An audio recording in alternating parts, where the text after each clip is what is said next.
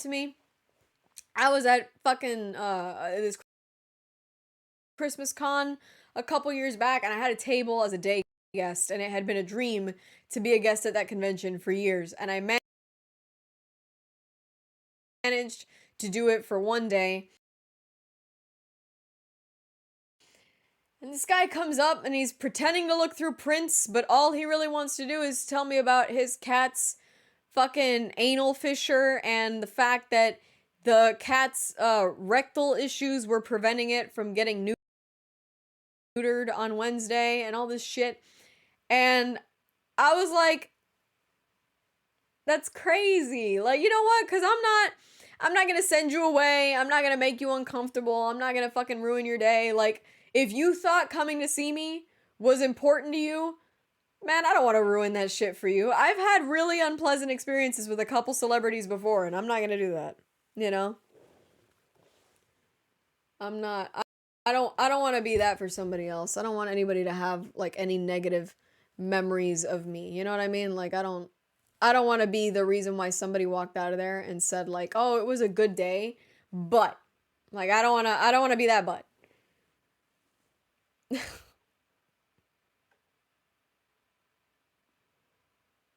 Yeah, la gente es tan de pinga. That's for sure.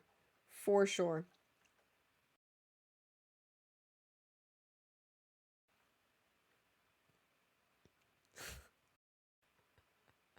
I the okay. What do I think is the best part of conventions? I really just like meeting people who are in the same space, to be honest, because I don't really go out much. I don't interact with like a whole lot of people. And so for me, it's like so nice when you kind of step out of your house. And like, I don't like debating this shit. Like, I don't like if you come up to my table and you're like, "Oh, I heard the Batman was your favorite Batman movie." And I go, "Yeah." And you're like, "Well, can I explain to you why it's like, no, I don't want to do that. I don't want to do that." Like, to me, debating this stuff is what I do for a living. So I don't want to do like that kind of work when I'm supposed to be doing a different kind of work, which is just interacting with people. So I don't want to do that. But I think the best part is just that you're wandering around. One, I love being in cosplay. Oh, have a good night, Nate. Thank you so much for joining. Much love. I don't like you don't always encounter people that are as into this stuff as you are. So while I love the attention and I love getting to wear my costumes out of the house, it's just so nice when you start dealing with people who are into what you like and there's no judgment. You're all dressed up, you're all enjoying this stuff. Nobody's going to come up and be an asshole or say anything shitty to you. It's cool, you know? And for me, like the past few years that I've been doing this, you get people that are like, "I love your YouTube," or "I love your cosplay," or "You're my favorite Catwoman," or "My favorite Batman," or "My favorite Wonder Woman," whatever. Like, that's always so exciting because it's like there's thousands of people that do the exact same shit, but you chose to follow me and you chose to like what I do. Like, that means the world to me. I know that that's like really corny, but it does. It's so appreciated. I also really like just getting the opportunity to meet like celebrities and stuff because that, you get to like see them in real life, which I think is super cool. Hayden, like I've said, Hayden Christensen was an absolute sweetheart and he was such a wonderful, wonderful guy to meet. He was great.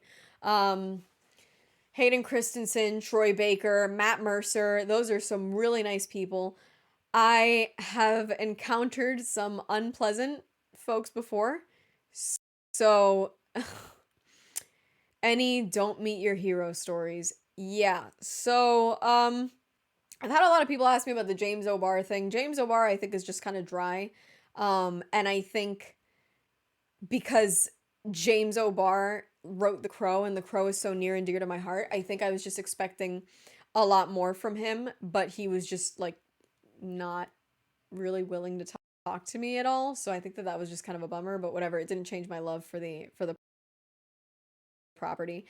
I met Chris Parson, or Parsons or whatever. Somebody reminded me of his last name the other day. I couldn't remember. Um, he's the voice of Junkrat in Overwatch. He voices a lot of different people, but the reason why I was excited to meet him is because he voiced Gladio in Final Fantasy 15. I've only played one Final Fantasy game, and it was Final Fantasy 15, and it was fucking amazing. I loved that game, and Gladio was actually one of my favorite cosplays back in the day. Awful, awful look on me. If you haven't seen Gladio, I suggest you look him up so that you understand. Gladio is like 6'7" and has one of those giant Final Fantasy swords, and he's got like the sides of his head shaved. So I shaved the sides of my hair because I thought it was a cool hairstyle. Turns out it was only cool on him. But anyway. Oh, Master Chris, welcome, welcome. Okay, so I really loved Gladio, and I was like, I have to be him. And so he's also got like all these tattoos like all over his arms of like this bird. And so the morning that I was gonna meet him, like my head was like freshly shaved. I had like hand beaded this really specific necklace he had. His jacket is like a leather jacket, but like no sleeves. And I literally made the whole thing myself. I had like the icons. I painted this bird that he has on like the back of the jacket. And my mom had like drawn the tattoos on my arms with like eyeliner. So it wasn't coming off. It took an hour to scrub it all off at night. And by the time I was done, my arms were bright red from scrubbing. But I was so excited to meet him. I had all the details. And so he's sitting at his table. And when I had seen Chris Parson interact with other people, the only videos I had seen were him and this cosplayer named Leon Chiro, or Leon, I think it's Chiro, not Cairo. So Leon Chiro also would do Gladio, and Leon Chiro was like an actually shredded guy. And so he has videos with Chris Parson where Chris Parson was like doing the Gladio voice, and he's like miming that it's him talking. Like the guy seemed so nice and so willing to play along that I was like, oh my God, he's gonna be great. Like he's gonna be such a nice guy.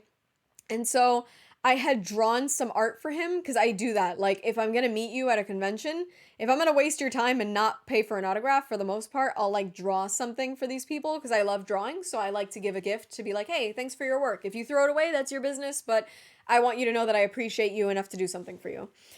So I had drawn like a picture of Gladio, and I had written like, thank you for your work, Mr. Parsons, on it or something.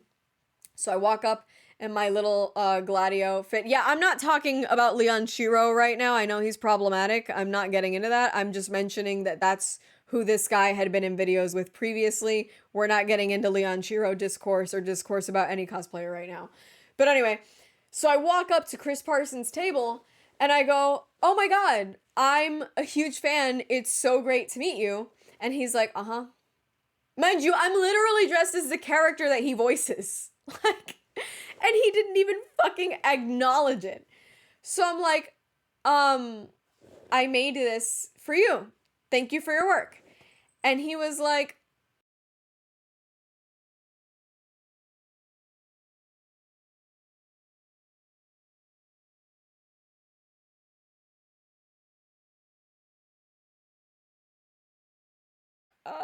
my dad's over there. And I just straight up fucking walked away. That was so disturbing. I was like, yo, take that fucking pineapple off the door. I'm not coming home with you. Jesus. That shit was weird. That shit was weird.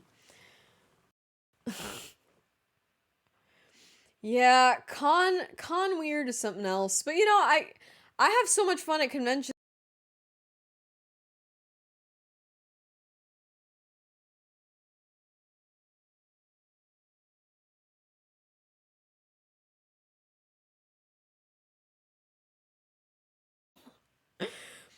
But see, okay. Yeah, maybe he was having a bad night. Maybe he was having an off day. But let me tell you something. Let me tell you something. I've been doing conventions and tabling at conventions since like 2019, I think was my first time doing it, okay? So I've been at this for 5 years, okay? I have off days also. I have had conventions where I'm exhausted. I've had conventions that I couldn't get out of because I had a contract and I had family in the hospital. And I was literally like on the line waiting to be told if I had to run out of there and go resolve something or go see somebody. Okay. And I still make an effort to put all of that beneath the surface so that when you walk up, I'm fucking smiling at you and giving you what I feel you deserve if you're bringing polite energy to me. Now, obviously, if you're being gross or you're doing something inappropriate, that is a different story. You're not going to get the energy that you would probably want. But I'm going to be fucking nice to you. So I think if you're going to sit at a fucking table, do your job. Do your job. Because unfortunately, you have done things that had an impact on a lot of people. And these people want to meet you. And I think you're doing a disservice to them and also to yourself because you're gonna essentially just disappoint a lot of people all day for no reason. You know, there's just no reason to do it. That's the way I look at it. I run my table like this is an experience and I want it to be a good one for you. So I'm not gonna be shitty, you know? It's not something that I'm gonna do. And then I don't think besides him I've ever had anybody be particularly unpleasant.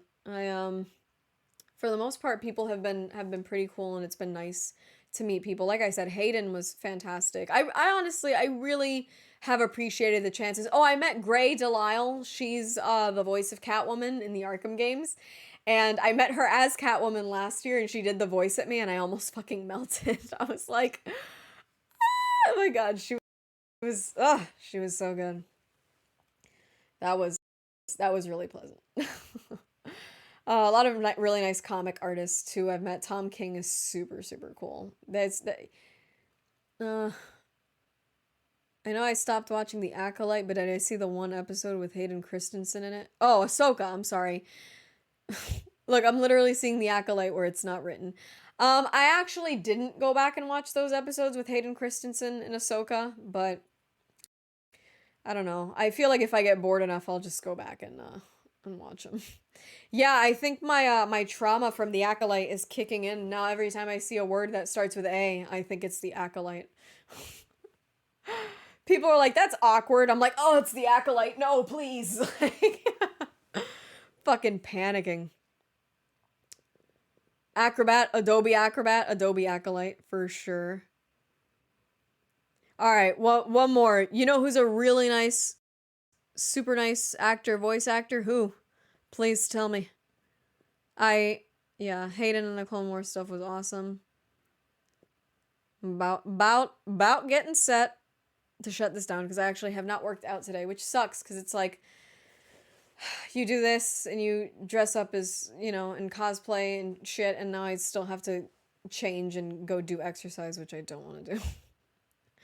If I said the amazing Snarky J, would you read it as the Acolyte Snarky J? No, because I don't even want to associate my name with that shit. All right, what a great message to close out with. Honestly, hearing you talk scared me. You made me feel unwelcome, but I still think you're hot. I don't think I've ever made anybody feel unwelcome in here, but if that's how you feel, baby, I'm so sorry, and I hope you feel better soon. Anyway, ladies and gents, it is that time of night where I decide to hop off. It is 8:01. We have had an amazing stream. I've had a great time chatting with you guys. If anybody, I don't know, I've kind of like, I actually moved the camera so that I'm more front facing you guys and my phone is like on a separate stand. If you don't like the chatty stuff and you want to go back to playing GTA, let me know. I'm sure most of you guys follow my Instagram at this point, so just let me know what you prefer. We can do both, but I'd kind of like to hear from you guys what you want to do. But again, thank you so much for joining tonight. I will be on Thursday. Sorry for missing out last Thursday, but I was on the Critical Drinkers stream instead, and that kind of ran long, so I didn't have time to do it. Thank you so much for joining, guys. I hope everybody has a great rest of your night, and I will